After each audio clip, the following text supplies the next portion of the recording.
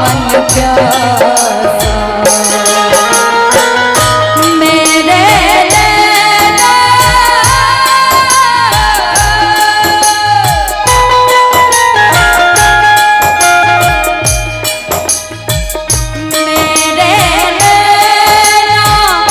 सावन भादो मेरे सावन भादो फिर भी मेरा मन प्यासा फिर भी मेरा मन प्यासा फिर भी मेरा मन प्यासा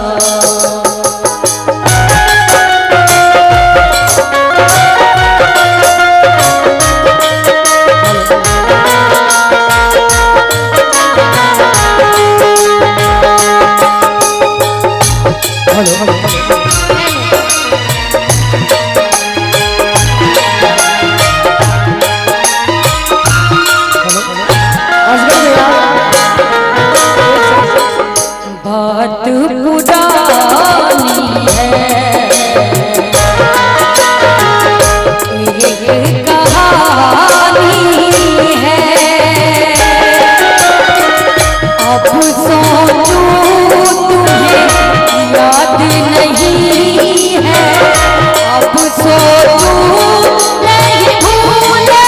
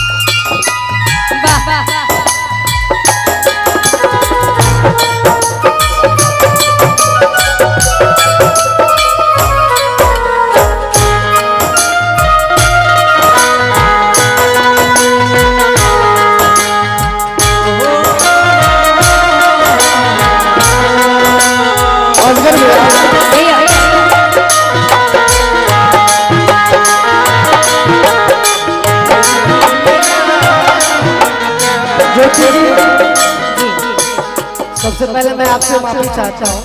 नहीं कोई नहीं, लेकिन मैं एक कलाकार हूँ तो राग भी नहीं जानता। ये जो राग है, हाँ। मैं चाहूंगा कि छोटे भाई अजय यादव, इनके लिए एक ताली बजाइए आप लोग। और ज्योति जी के साथ, ये भी संगीत प्रेमी हैं, बहुत अच्छा गाते हैं। मैं चाहूंगा कि 2 लाइन भी बोलिए तो बैठ के मत बोलिए, वो स्टेज की तौहीनी है। आप कुर्सी पे कोई बात बैठ के बोलते हैं तो अच्छा नहीं लगता है। आप अपना पूरा एफर्ट लगा के लोगों की सेवा करिए। आइए। बीच में तो नहीं आना चाहिए था भैया, थोड़ा सा काट मीरा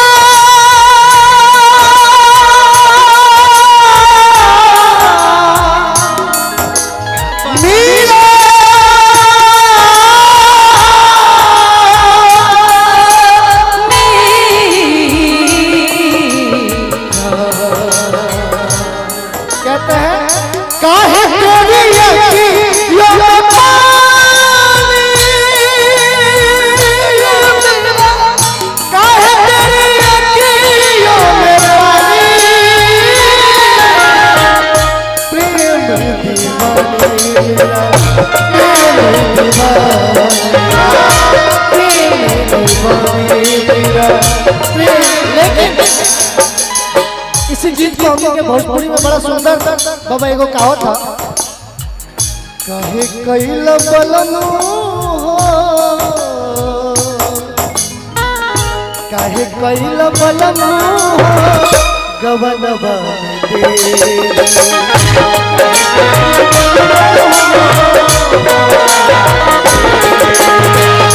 काहे कैल बलनु गवन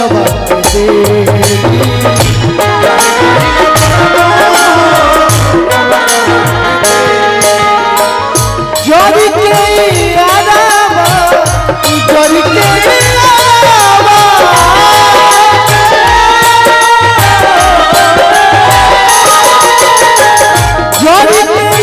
लगा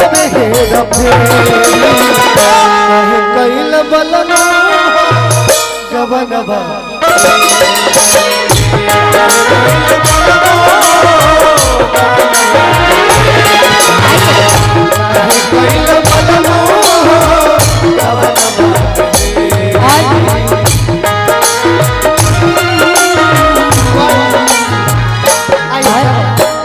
बरसों बीत गए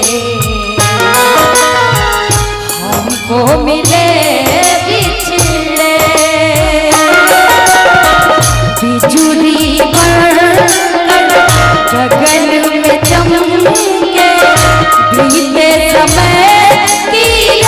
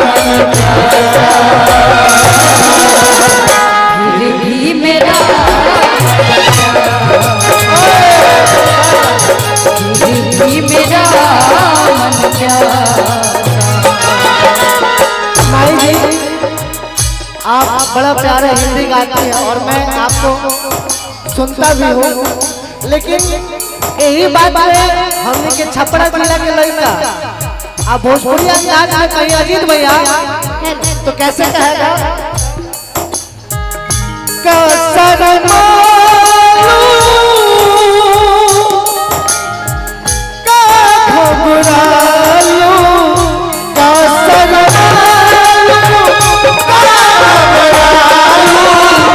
सबको दिखा के सब फेरे लिए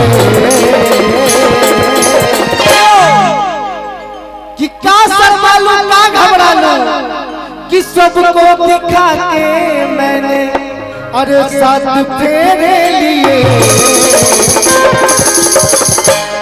बोलो भाई कि रब ने बनाया तुझे मेरे लिए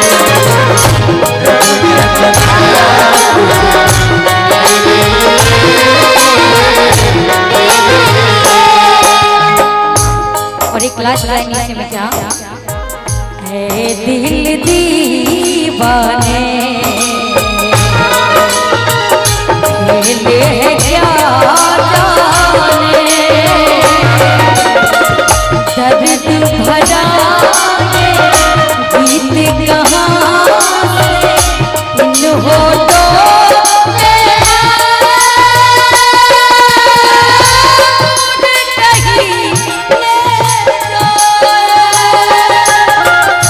भूल गया तू हम नहीं भूले भूल गया तू हम नहीं भूले मुझको याद करो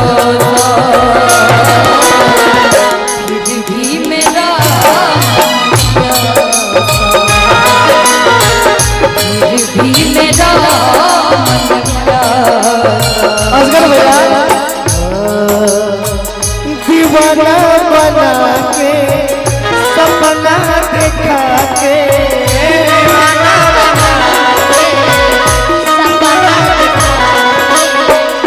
दीवाना बना के सपना देखा के कब पहले करूँ हो प्यार वाला असगर भैया कि दीवाना बना के। ये गीत अजीत भैया के लिखल, हमारा बड़का भैया अजीत आनंद जी के गावल। एक गीत खातिर झगड़ो भइल रहे हमरा गोलू राजा भाई में कि दीवाना बना के अरे सपना दिखा के अरे काम कैले बारू हथियार वाला कि तहरा के कहता हो वाह वाह कि तहरा दिल के दुकान में सामान नहीं के प्यार वाला। दिल के दुकान में सामान नहीं के प्यार वाला। दिल के दुकान में सामान नहीं के प्यार वाला। दिल के दुकान में सामान नहीं के प्यार वाला। दीवाना बना के सपना देखा के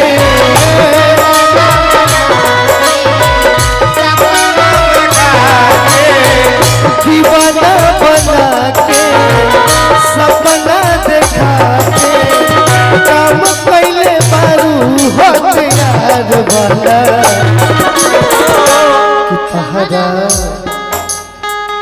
कि तहरा दिल के दुकान में सामान नहीं के प्यार वाला।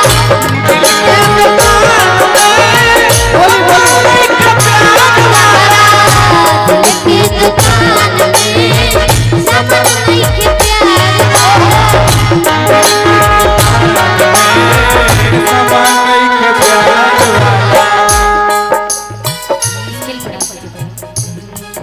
स्केल भाई आप ही नहीं, मैं हर गाने का अलग स्केल। अच्छा आप गाना बदल रही है तो वाला हाँ, बात है। हाँ। मैं आपके स्केल में हर गाना हर स्केल से नहीं निभाया जा सकता। जी जी जी बिल्कुल।